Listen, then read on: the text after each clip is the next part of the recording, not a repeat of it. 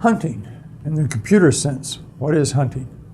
Actually, that's a term of art, frequently misused, as it turns out at the moment.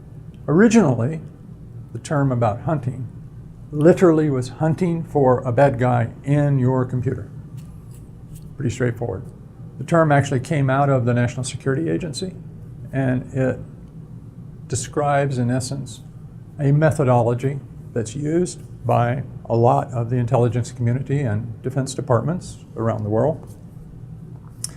The notion here, and it's sort of simplistic, is I take people who have made a career out of spying on other people, and I now make them defend a system. Since they know how to do offense, they can do defense, because what they do is they look for the tradecraft of an adversary. They know how they would have done it, or how it can be done, and they look to see if the adversary is doing that as well. It is not actually going on offense. It is using the knowledge of offense to be very aggressive about defense. So it's really about using humans to hunt for other humans in systems and networks. It's reliant on tools, but the tools just help point the hunter. At the end, it is a human making the decision. One of the advantages of hunting is that it can't be trained against by your adversary. Let me explain what I mean by that. So the best way to think of this is if I had a bank, I would put up fences, and I would have cameras, and I would have locked doors and alarmed windows, and I would do all of that. You can think of what those cyber equivalents are, everything from network monitors to firewalls, for example. But in a bank, at the end of the day, what I put in the middle of the bank is an armed guard with a gun who roams around. And the reason he's there in banks, if you think about the physical thing, is with all of those physical parameters. A bad guy can look at the gate, study it, figure out how to get through the gate. He can look at the windows, figure out how to bypass the alarms. He can know where the motion detectors are, figure out how to get around them or shut them off. What he can't figure out how to do is exactly where that human will be at any given time and what his reaction will be. He's the unknown. So the notion of hunting is to put a human in the loop looking for adversaries that they don't know how that human's going to respond, or what they're looking for, or where they're looking at any given time. That, in essence, is the only true way to completely defend a system. It requires active, continuous work. But it is totally defensive. There have been notions about, well, can I do offense? Well, that's a bit problematic. I can speak for the United States. We have something called the Computer Fraud and Abuse Act. And the problem with that act is, in essence, it says if you don't have access, legal access to a computer system, you're not allowed to go into that computer system without the ownership. If you do have legal access, then you can go in and do anything you want to. So that prevents you from hacking back or following hackers.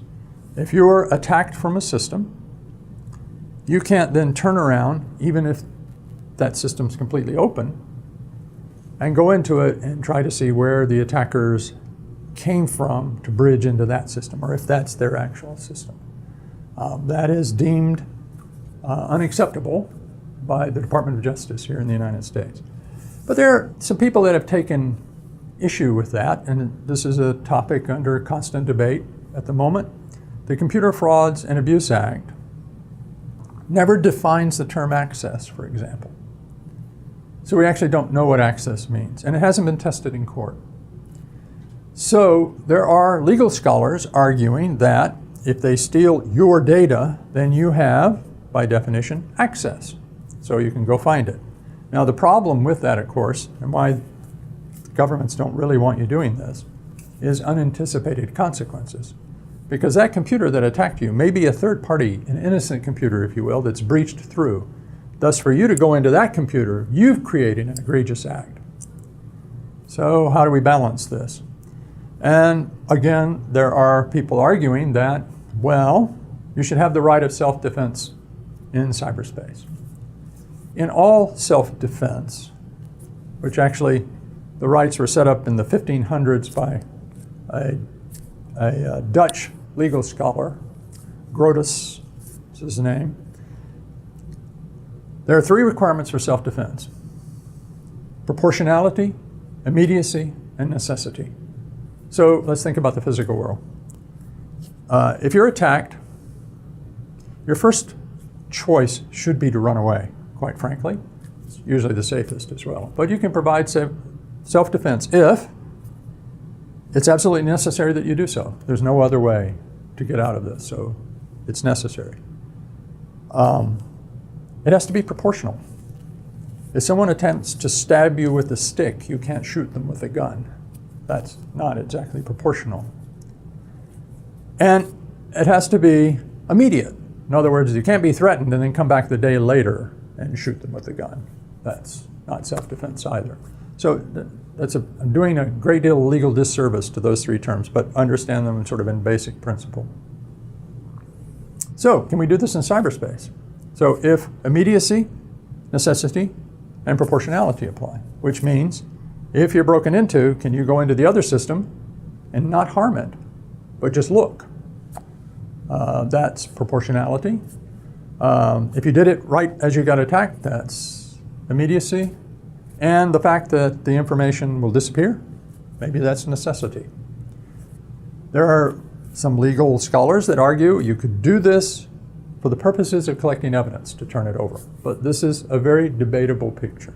So just to kind of get an idea of where these things are moving around. Now, an interesting point is not all countries have such laws. There are countries where attacking back, there's no particular prohibition against that. And there has been some fairly reasonable things done from those countries that seem to match our requirements of self-defense. So we will just kind of see where that goes. But for us at the moment, and for the majority of people, and the safest by far, we can just use the offensive tools and knowledge and understanding and hunt for the bad guy. Now, when we find them, we have choices. It's like any intelligence problem. Do you kick them out?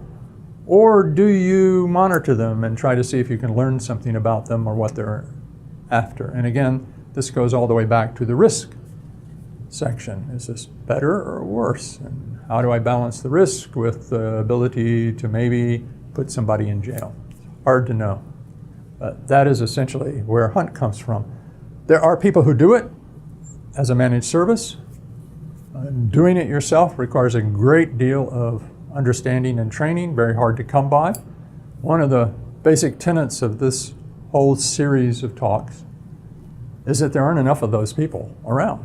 There just aren't enough true cyber professionals. So we're trying to make you cyber professionals. But you have to have that capability in an organization in order to perform the sort of hunt methodology. And if you don't, you have to find someone who you can contract with who can give it to you, because historically it seems to offer the best in terms of a methodology for defense.